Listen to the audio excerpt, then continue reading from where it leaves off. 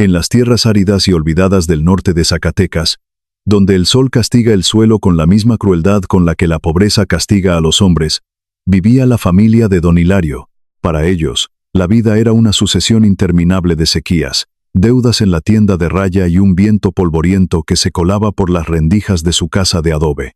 Pero la mayor de todas sus desgracias, según la visión retorcida de don Hilario y su esposa Carmela, no era la falta de lluvia ni la plaga en el maíz. Era su hija mayor, Elena. Elena era una mujer de una belleza serena, con ojos que guardaban el color de la tierra mojada y un alma que desbordaba bondad. Sin embargo, a sus 25 años, cargaba con un estigma que en aquella sociedad rural y machista era considerado una sentencia de muerte en vida. Elena era estéril, después de un matrimonio breve y miserable con un ranchero vecino, que la devolvió a la casa de sus padres con absoluto desprecio tras 2 años sin darle un hijo. Elena se convirtió en una carga inútil. En la mente de don Hilario, una hija que no podía dar nietos, era simplemente una boca más que alimentar, una mula que no daba crías, y que solo consumía el poco maíz que quedaba. La codicia y la amargura de su padre alcanzaron su punto máximo en una tarde de calor sofocante, cuando un jinete solitario se detuvo frente al corral de la casa. No era un terrateniente rico, ni un político de la capital, era Mateo Garza. Un hombre cuyo nombre se susurraba con respeto en los caminos de la sierra. Mateo era un hombre de campo, de piel curtida por el sol y manos que conocían la fuerza de una soga y la dureza del trabajo pesado. Era viudo, y vivía en un rancho remoto llamado El Refugio, donde criaba solo a sus 4 hijos pequeños, después de que una enfermedad se llevara a su esposa. Mateo no buscaba una novia para lucir en las fiestas del pueblo. Buscaba a una mujer que tuviera el corazón lo suficientemente grande para criar a 4 huérfanos que crecían salvajes, sin el toque de una madre. Don Hilario, al ver la oportunidad, no dudó un solo segundo en ofrecer a su hija. Es fuerte, Garza.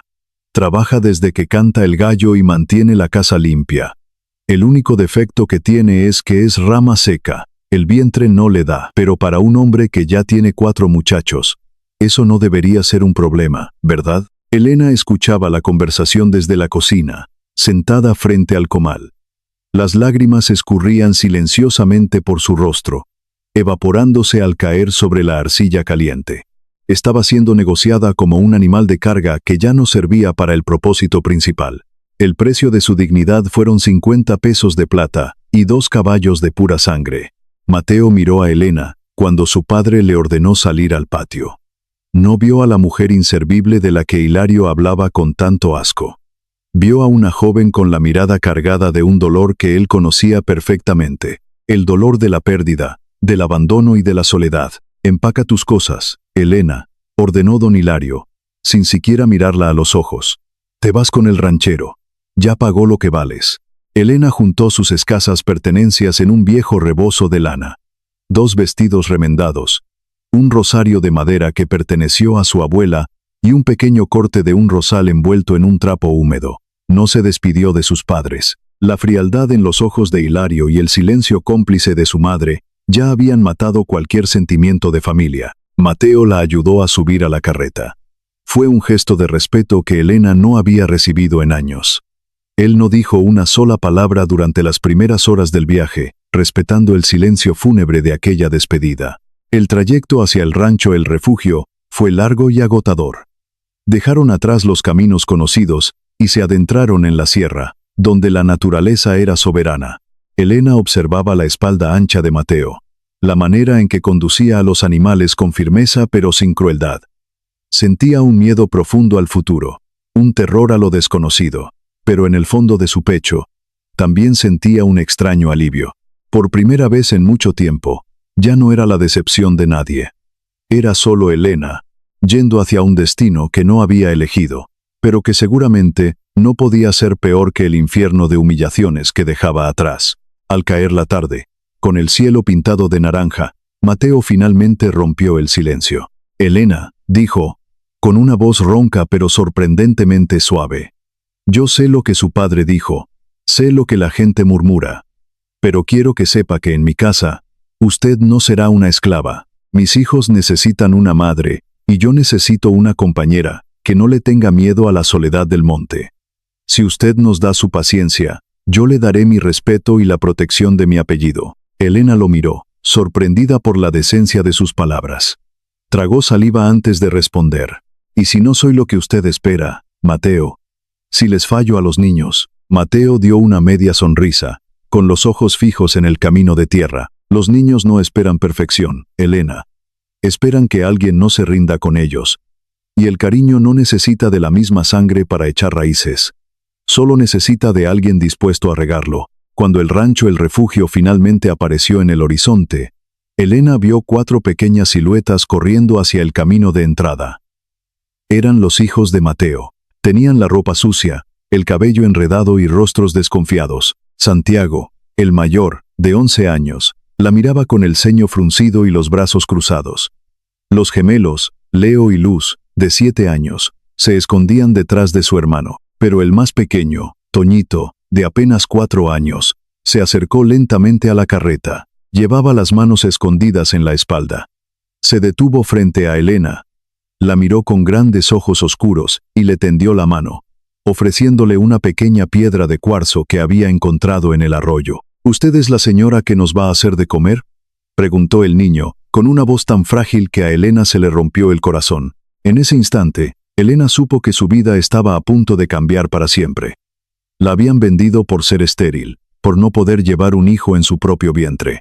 Pero allí, frente a esos 4 huérfanos desamparados y ese hombre cansado, comprendió que la maternidad tenía formas mucho más grandes de manifestarse. Tomó la piedra de cuarzo, se arrodilló frente al niño y, por primera vez en años, sonrió. Sí, mi niño.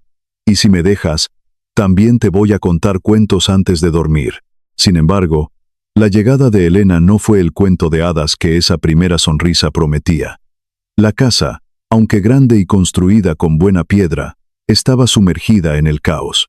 Las ventanas estaban llenas de polvo, el fogón acumulaba cenizas de semanas, y los niños eran como pequeños animales asustados, carentes de cualquier disciplina o límite. Mateo pasaba los días enteros montado a caballo, cuidando el ganado y reparando las cercas de la propiedad. Él no le exigía nada, pero el peso de transformar aquel desastre en un hogar recayó sobre los hombros de Elena con una fuerza aplastante. Acostumbrada al trabajo duro, no se dejó vencer. Empezó por la cocina. Lavó las ollas de barro con arena hasta dejarlas limpias, barrió los pisos y preparó la primera cena caliente que esos niños probaban en meses. Un buen caldo de pollo con verduras y tortillas hechas a mano, recién salidas del comal. Pero Santiago, el hijo mayor, no le facilitaba las cosas. Para él, Elena era una intrusa que intentaba borrar el recuerdo de su verdadera madre. Los gemelos eran una fuente inagotable de travesuras, corriendo por la casa con los zapatos llenos de lodo. Una tarde, mientras Elena intentaba lavar la ropa en el patio, Santiago pateó intencionalmente la canasta, tirando las prendas limpias al suelo de tierra. «Tú no eres mi madre», le gritó el niño con los ojos llenos de furia y lágrimas contenidas. «Mi madre se murió, y nadie te invitó a venir aquí». Elena respiró hondo. No levantó la voz ni lo castigó. Se acercó a él, recogió una de las camisas sucias y lo miró a los ojos. «Tienes razón, Santiago», le dijo con voz calmada. «Yo no soy tu madre. Ella está en el cielo y nadie, nunca, le va a quitar su lugar. Pero yo estoy aquí, y me parte el alma verte cargar con tanto coraje. Puedes odiarme si quieres, pero no voy a dejar que andes con la ropa sucia, ni con el estómago vacío». Santiago no respondió. Pero esa misma noche, Elena notó que el niño se comió todo el plato de frijoles sin quejarse. Poco a poco, con una paciencia infinita, la rutina del rancho comenzó a transformarse. Elena no solo limpiaba y cocinaba, empezó a enseñarles a los niños a leer y escribir usando pedazos de carbón sobre tablas de madera. Les contaba historias de santos, de las estrellas del norte y de leyendas de la sierra. La relación de Elena con Mateo también evolucionó de una forma silenciosa y profunda. Se encontraban por las noches en el portal de la casa.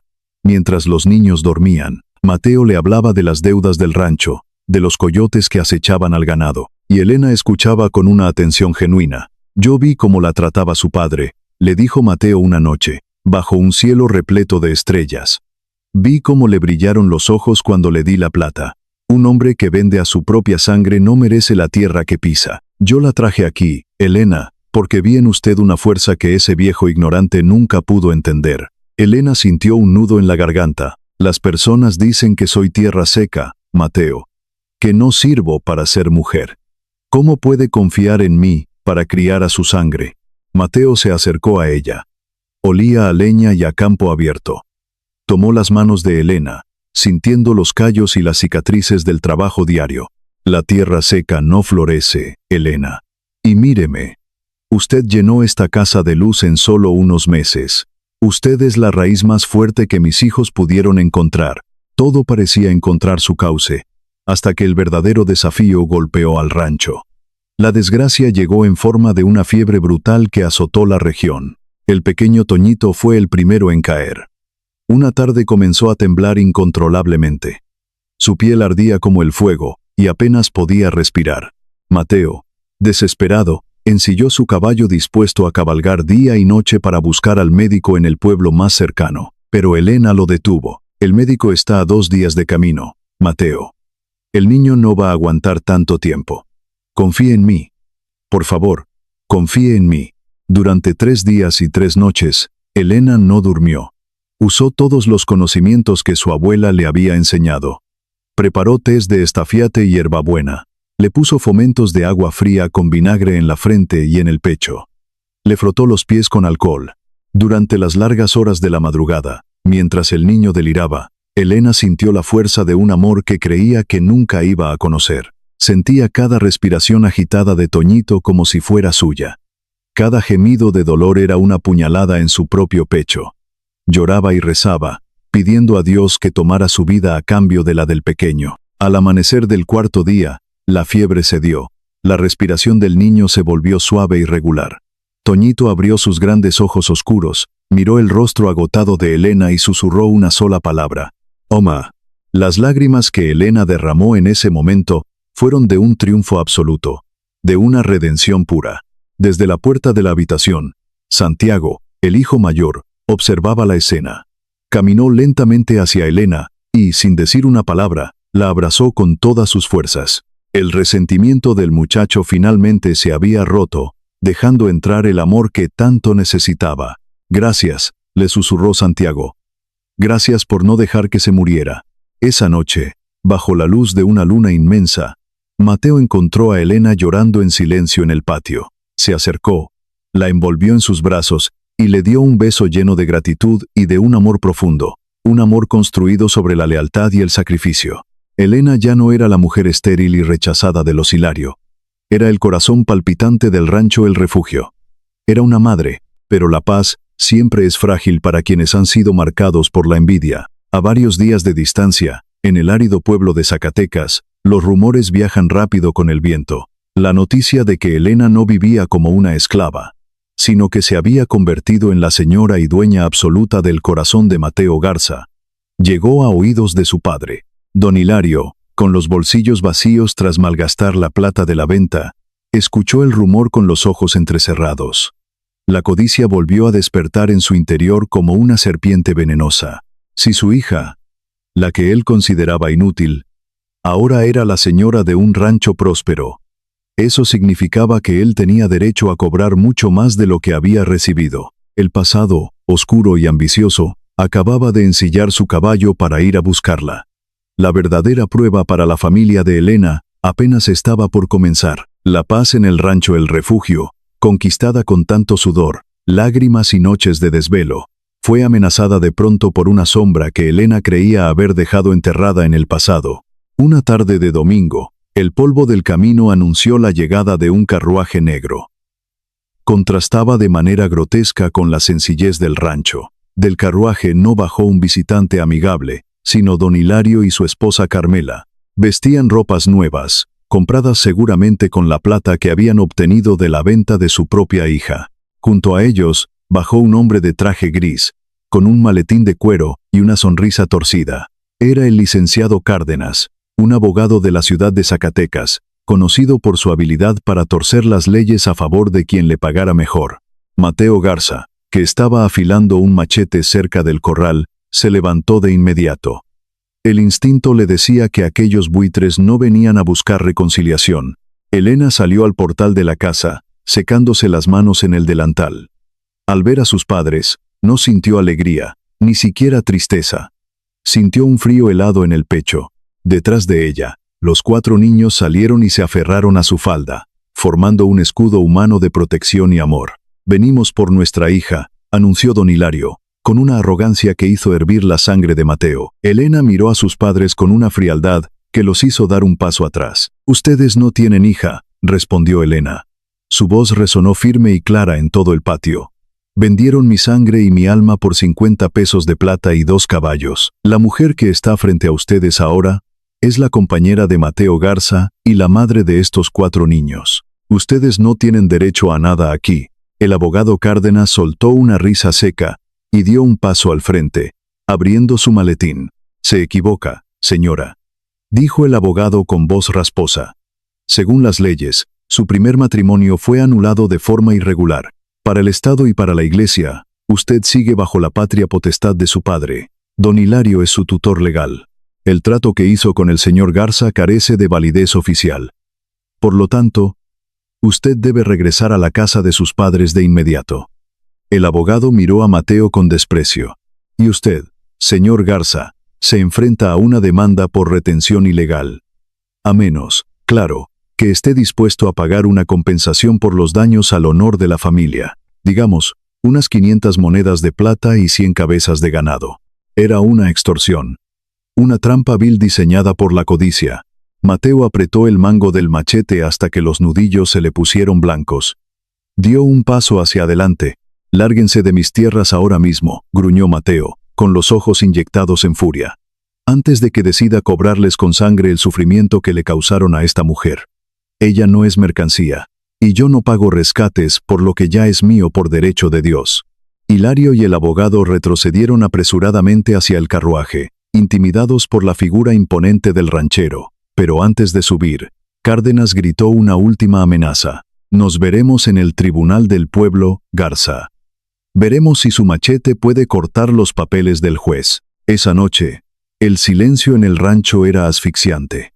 Mateo, un hombre acostumbrado a domar potros salvajes y enfrentarse a las peores sequías, se sentía impotente. Las leyes de los hombres de ciudad eran un terreno que él no conocía. Sentado al borde de la cama, ocultó el rostro entre sus manos ásperas. «Quieren quitarte de mi lado, Elena», dijo Mateo, con la voz quebrada por un miedo que nunca antes había sentido. «Quieren usar los tribunales para terminar de destruirnos. Yo no tengo 500 monedas de plata. Si el juez falla a su favor, te van a arrastrar de regreso a ese infierno». Elena se sentó junto a él. Le apartó las manos del rostro y lo miró con una ternura infinita. Ya no era la joven sumisa que lloraba frente al comal. Era la madre de El Refugio. «No me van a llevar a ningún lado, Mateo», susurró ella, acariciando su rostro curtido. «Ellos tienen sus leyes de papel, pero nosotros tenemos la verdad. Y tenemos el amor de esta casa. Usted me devolvió la vida. No voy a permitir que nadie se la quite». El juicio se convirtió en el evento más comentado de toda la región. El día fijado, el juzgado del pueblo estaba a reventar. Vecinos, rancheros y curiosos se aglomeraban en las puertas de madera para presenciar el destino de la mujer, a la que todos llamaban la Madre del Monte. El juez Montenegro presidía la sala. Era un hombre mayor, de rostro severo, conocido por no dejarse comprar, pero también por ser un defensor estricto de las leyes antiguas. Don Hilario y Carmela se sentaron en la primera fila, vistiendo ropas desgastadas para aparentar humildad. Lloraban lágrimas de cocodrilo, fingiendo ser unos padres desolados a los que les habían arrebatado a su pobre hija enferma.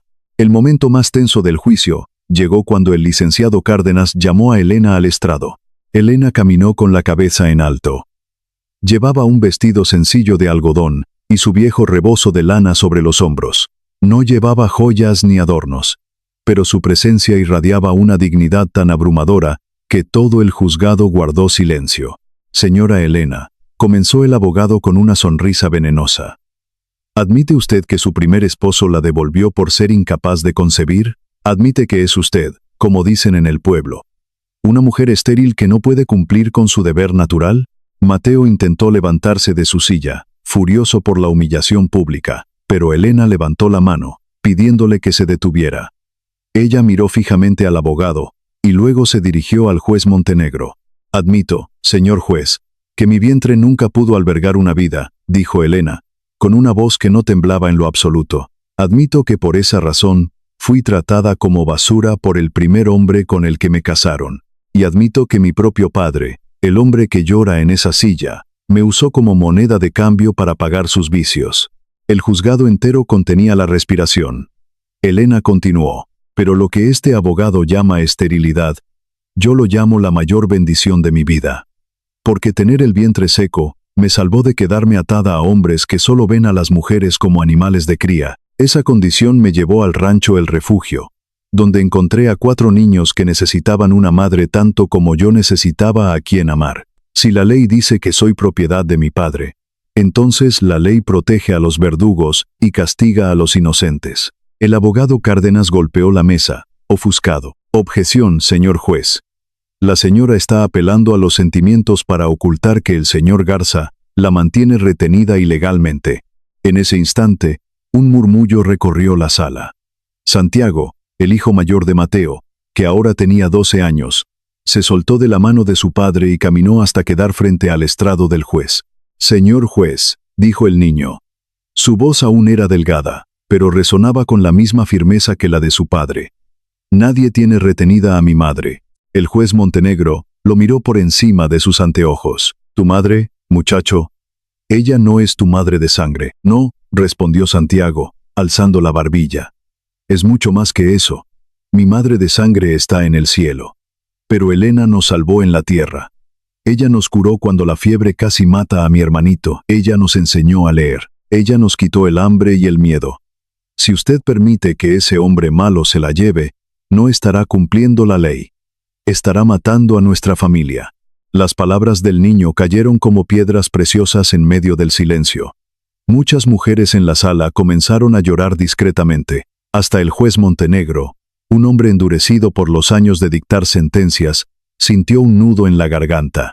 Él también había criado a sus hijos solo, y sabía lo que significaba el sacrificio. El juez golpeó la mesa con su mazo, llamando al orden. Miró a don Hilario y al abogado Cárdenas con un profundo desprecio. «Licenciado Cárdenas», dijo el juez, «su argumento sobre la patria potestad es un insulto a la justicia. La ley protege a la familia, pero la familia no es un contrato de propiedad, es un vínculo de responsabilidad y afecto. Lo que ocurrió entre don Hilario y el señor Garza no fue un acuerdo legal. Fue un acto de barbarie. Un tráfico humano que este tribunal no va a tolerar». El juez se puso de pie para dictar la sentencia final. «Declaro a la señora Elena libre de cualquier tutela de sus padres biológicos. Reconozco su unión con Mateo Garza como un matrimonio legítimo, y en cuanto a usted, don Hilario, tiene 48 horas para devolver los 50 pesos de plata y los 2 caballos. Si no lo hace, emitiré una orden para que pase los próximos 5 años en la prisión estatal por fraude y explotación». Caso cerrado. El sonido del mazo al golpear la madera fue el sonido de la libertad. El pueblo entero estalló en aplausos.